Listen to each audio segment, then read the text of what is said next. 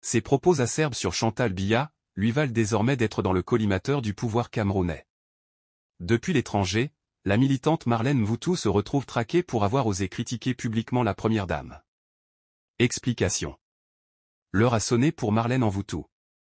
Cette Camerounaise basée en France est dans le viseur du régime depuis qu'elle s'est distinguée par des déclarations incendiaires sur Chantal Biya, l'épouse du chef de l'État.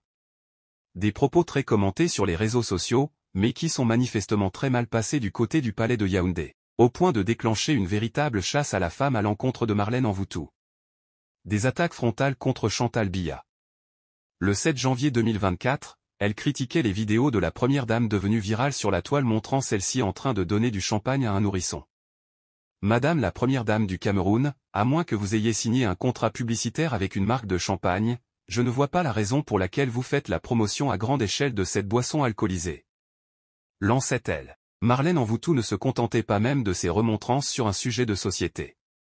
Dans ses interventions, elle en appelait aussi à Chantal Biya de se préparer à une « vie après et tout dit », dès lors que le règne sans partage de son époux touche à sa fin. Ce que je peux souhaiter de tout mon cœur, est que vous puissiez rester aux côtés de Monsieur Paul Biya, jusqu'à la fin de ses jours, même si par malheur il cessait d'être chef d'État. En même temps, je vous comprends, vous ne savez rien faire d'autre que d'être première dame. Vous aimez les ors de la République et l'argent du contribuable est votre héritage personnel. Alors vous le pousserez à briguer ce mandant qu'il terminerait à 100 ans. Ma chère maman, il existe une vie après le pouvoir, vous êtes jeune à 53 ans. Vous pouvez dès maintenant vous mettre à l'apprentissage de la langue anglaise et française.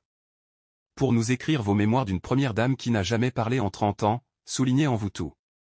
Comparant son profil à celui de Dominique Ouattara, épouse du président ivoirien, elle assène, son seul mérite, c'est d'avoir été une femme de bar à champagne à Yaoundé. Une référence désobligeante au passé présumé de Chantal Biya. Une sortie médiatique très remarquée qui n'a pas manqué de provoquer l'ire au sein de la présidence camerounaise. Selon Boris Berthold, le cercle rapproché de Chantal Biya serait même entré dans une colère noire. D'où la décision de l'entourage du couple présidentiel de sévir, en lançant ses réseaux de courtisans sur les traces de Marlène Mvoutou. Objectif, leur faire regretter son affront et ses paroles jugées indécentes sur la première dame. Traque et intimidation depuis l'étranger. Concrètement, le cabinet civil de la présidence a obtenu des financements spéciaux pour diligenter des missions de traque et de localisation de la coupable de lèse-majesté.